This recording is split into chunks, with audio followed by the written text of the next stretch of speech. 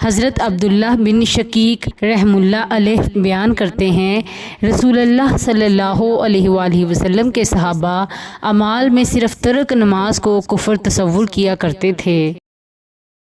حضرت زید بن خالد الجہنی رضی اللہ عنہ بیان کرتے ہیں، رسول اللہ صلی اللہ علیہ وآلہ وسلم نے فرمایا، جو شخص حضور قلب سے 2 رکعتیں پڑھتا ہے تو اللہ اس کے سابقہ گناہ معاف فرما دیتا ہے۔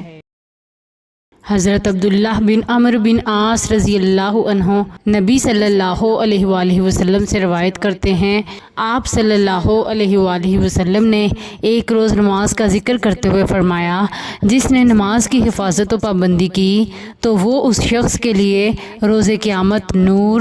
دلیل اور نجات ہوگی، اور جس نے اس کی حفاظت و پابندی نہ کی تو روز قیامت اس کے لیے نور، دلیل اور نجات نہیں ہوگی، اور وہ قارون و فرعون، حامان اور ابی بن خلف کے ساتھ ہوگا۔